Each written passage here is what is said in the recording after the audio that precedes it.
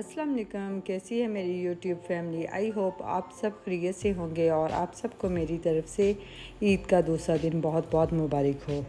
जैसा कि मैंने आपको बताया था कि हमारे यहाँ गाय की कुर्बानी ईद के पहले दिन ही होती है और वो हो चुकी थी और आज ईद का सेकंड डे था। तो आज हमारे बकरे की कुर्बानी और मेरे जेठ के बकरे की कुर्बानी एक जगह ही होगी। तो यहाँ अभी मैं सोई हुई थी कि हस्बैंड ने कर उठाया और बोला कि कुर्बानी का गोश्त आ चुका है तो आप इसके पैकेट्स बना लें। तो मैंने कहा कि जिन्हें जिन्हें आपने गोश्त देना है तो अपने फ्रेंड्स या फैमिली फ्रेंड्स के लिए आप पैकेट्स बना लें, तो बाद में मैं अपने रिलेटिव्स के लिए और अपने लिए पैकेट बना लूँ। तो यहाँ हस्बैंड उनके लिए पैकेट्स बना रहे थे, तो यहाँ मैंने अपने लिए पैकेट्स बना लिए और वो गोश्त सेपरेट से रख लिया जो कि मुझे कल दावत करनी है, ताकि मेरे लिए आसानी हो जाए और मैं आराम से निकाल के उसको पका सकूं। और आज फिर से कलेजी का सालन मेरी तरफ बन रहा था और दूसरा मटन का सालन मेरी जेठानी बना रही थी। और यहाँ तकरीबन ये सालन तैयार हो चुका था और अब मुझे तैयार होना था क्योंकि गेस्ट आना शुरू हो गए थे। और ये ड्रेस जो मैंने आपके साथ शेयर भी किए थे, लेकिन आज फिर से दिखा रही हूँ कि आज ये ड्रेस हम पहन रहे हैं। तो यहाँ मैंने तैयार होना शुरू कर दिया था क्योंकि आज मुझे अम्मी के घर भी जाना था और यहाँ से दोपहर का खाना हम लोग खाएंगे और फिर बाद में हम लोग लाहौर के लिए निकल जाएंगे। ईद का मौका और स्पेशली आपको अपनी अम्मी के घर जाना हो तो ये हो ही नहीं सकता कि आप मेकअप ना करें। तो यहाँ मैं हस्बे ज़रूरत मेकअप कर रही थी और गर्मी भी इतनी ज़्यादा नहीं थी, मौसम काफ़ी बेहतर हो गया था क्योंकि पिछले 2 दिनों से बारिश का समा था, तो जिसकी वजह से गर्मी की शिद्दत में कमी आ चुकी थी। तो इसलिए आज थोड़ा सा मैंने कहा ज़्यादा मेकअप किया जाए क्योंकि अम्मी की तरफ जाना है, तो इसलिए यहाँ मेकअप हो रहा है।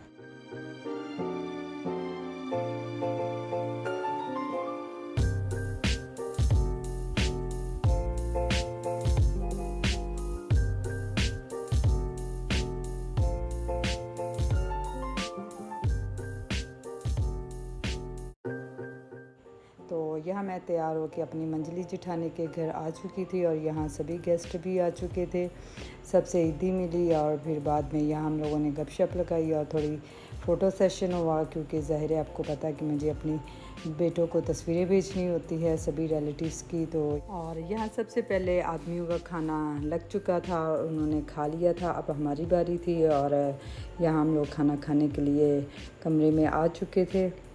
और ये इतने ही सालों से हमारे घर में ऐसे होता आ रहा है कि पहले दिन का खाना बकरा ईद पर मेरी जेठानी के घर होता है और सेकंड डे मेरी मंजली जेठानी के घर में होता है। और सच में ये मुझे बहुत ही अच्छा लगता है और ऐसे हम लोग काफ़ी टाइम खाना बैठकर खाते हैं और गपशप लगाते हैं, चाय शाय पीते हैं। और इसके बाद मैं हमेशा की तरह सेकंड डे ही अपनी अम्मी के घर जाती हूँ, चाहे वो बकरा ईद हो या चाहे छोटी ईद हो, तो ऐसे ही चलता है। तो अल्लाह ताला ऐसे ही हमारी खुशियों को कायम व दायम रखे, आमीन सुम्मा आमीन। तो यहाँ ये 2 प्रिंसेस से मिली है, ये बड़े प्यार से आपस में एक दूसरे को गले मिल रही थी और फाइनली इतना बुरा हुआ वो तो मैं आपके लिए कैप्चर नहीं कर सकी। हुआ कुछ यूँ कि दोनों आपस में बड़े प्यार से लगी हुई थी, एक दूसरे को बार बार गले लगा रही थी और काफ़ी देर तक ये ऐसे ही लगी रही और फिर ऐसा हुआ कि दोनों बुरी तरह से सालन के ऊपर ही गिर गई और इनको देख के तो हमारा हंस हंस के बुरा हशर हो गया था।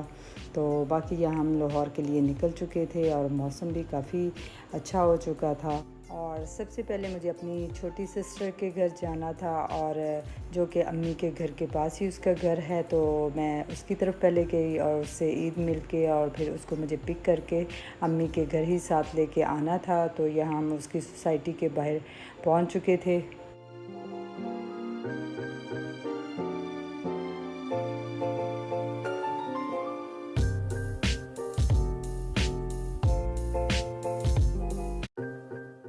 तो यहाँ मैं अपनी बहन के घर पहुँच चुकी थी और यहाँ मिलिए अब्दुल्ला से मैं पूछ रही थी कि अब्दुल्ला इस दफ़ा कितनी ईदी हुई है।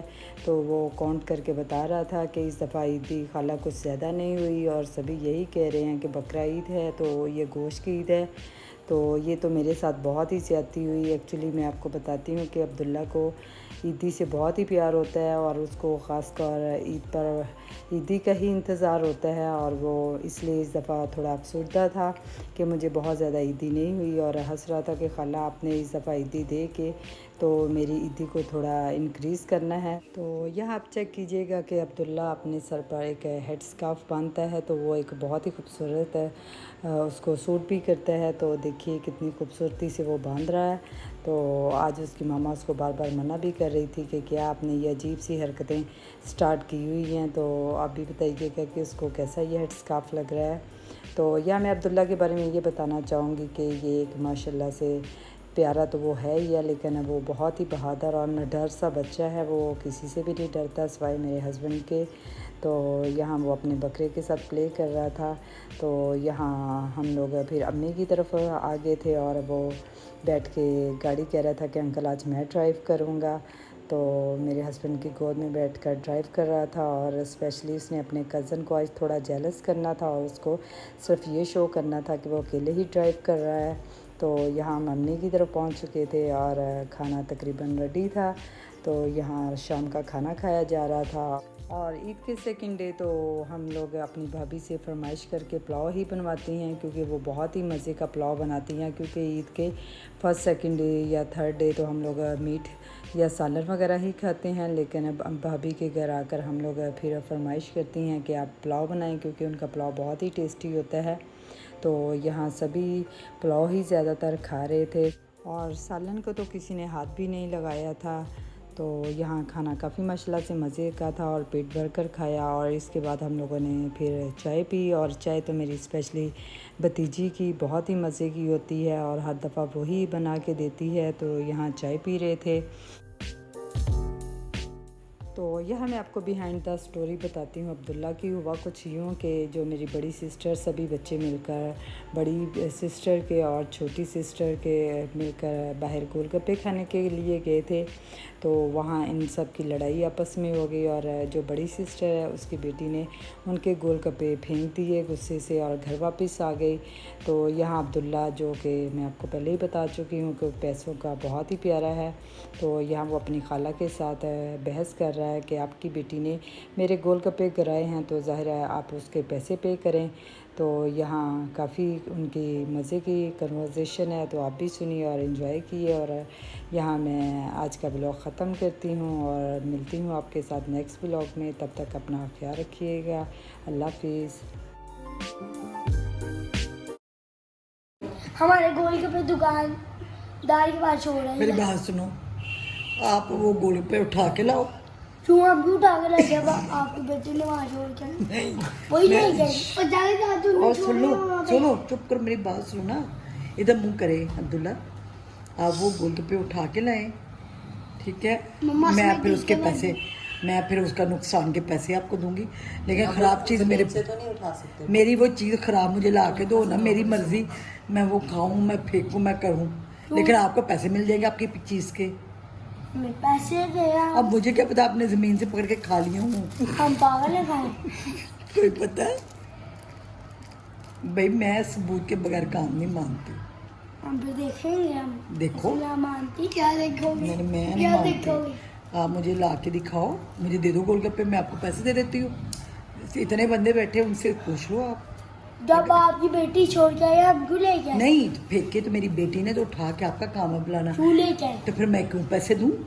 पैसे फिर हमारे जो गोलगप्पे जाए किए हैं। मैं साथ थी, मेरे से लेने आ गई। बोलो, वो नहीं देगी, आपसे नहीं लेंगे हम। वाह, मेरे से हमें लोगे? अब मेरे से मांगने, मैं तेरी माँ से मांगू? दे पैसे मेरे तेरे बेटे को देने। क्यों हो? क्यों? देखा ना कैसे कहा क्यों? ऐसे मैं भी दूँ? क्यों? क्यों हूँ?